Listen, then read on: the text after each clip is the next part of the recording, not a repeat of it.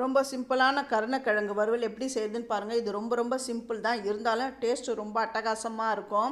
இது வந்து சாம்பார் சாதம், தயிர் சாதம், ரசம் சாதம், மோர் குழம்பு, அப்புறம் கீரை கடைஞ்சி வச்சா கூட இதுக்கு சைட் டிஷ்க்கு வந்து செம்ம சூப்பராக இருக்கும். இது ஃபஸ்ட்டு கருணக்கிழங்கை க்ளீன் பண்ணிட்டு தோல்லாம் எடுத்துகிட்டு நல்லா வாஷ் பண்ணிட்டு இந்த அளவுக்கு கனமாக கட் பண்ணி வச்சுக்கோங்க.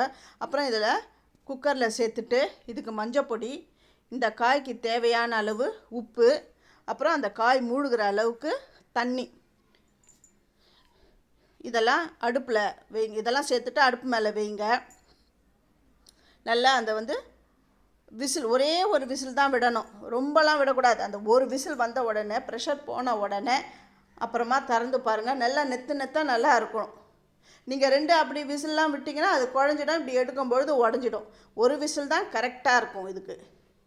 அது நைஃப்பில் குத்தி காமிச்சேன் பாருங்கள், நல்லா வெந்துடுது. இப்போ ஒரு சின்ன தட்டில் குழம்பு மிளகாய் தூள், அது வந்து 1½ ஸ்பூனுக்கு நான் சேர்க்குறேன். அப்புறமா இது வந்து பெருங்காயப்பொடி, உப்பு. நான் ஏற்கனவே காய் வேகும் பொழுது அதில் நான் உப்பு சேர்த்துட்டேன், அதனால் பார்த்து இதை சேர்த்துக்கோங்க. இது வந்து புளி தண்ணி, அதையும் சேர்க்குறேன். ஏற்கனவே மஞ்சப்பொடி வந்து நான் காயில் போட்டு வேக வச்சுட்டேன். புளி தண்ணி சேர்த்துட்டு நல்லா இது வந்து கலந்து விடுங்க. ஏன்னா அந்த காரல் தன்மை அடிக்கிறதுக்காக தான் நான் வந்து புளி தண்ணி இதில் சேர்க்குறோம்.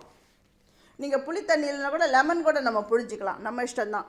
இப்போ இதுக்கு தண்ணி போட்டு நல்லா பேஸ்ட்டு மாதிரி நல்லா கலந்துக்கணும். கலந்துட்டு அந்த கருணக்கிழங்கு ஒன்று ஒன்றா எடுத்து இது மேலே அப்படியே லேசாக அப்ளை பண்ணுங்கள். அப்ளை பண்ணிவிட்டு ஒரு 15 நிமிஷம் அப்படியே விட்டுடணும். ஏன்னா அந்த நம்ம கோட் பண்ணியிருக்கிற மிளகாய் தூள் அதெல்லாம் அது உள்ளே வந்து நல்லா இறங்கணும். அதுக்காக தான் அது வந்து ஒரு 15 நிமிஷம் அப்படியே ரெஸ்ட்டில் விட்டுடணும். அதுக்கப்புறம் தோசைக்கல் எடுத்து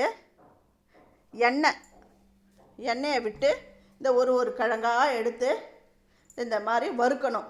அது மேலே கருவேப்பிலை போட்டிங்கன்னா அந்த ஃப்ளேவரோட ரொம்ப நல்லாயிருக்கும். அந்த ஃப்ளேவர் சேர்ந்து சாப்பிட்றதுக்கு ரொம்ப சூப்பராக இருக்கும். இப்போ ஒரு ஒன் சைடு வெந்த உடனே இன்னொரு சைடு வந்து திருப்பி போடுறேன். இது நம்ம மீன் வறுக்கிற மாதிரி தான் இது, அந்த மாதிரி வறுக்கணும்.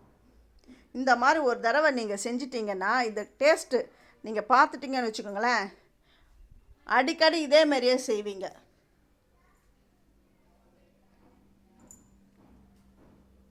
சூப்பரான கருணக்கிழங்கு வறுவல் ரெடி ஆகிடுது பாருங்கள்.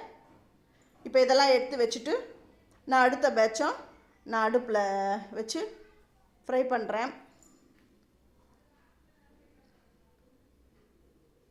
சூப்பரான கருணக்கிழங்கு வறுவல் ரெடி ஆகிடுது. தேங்க்யூ.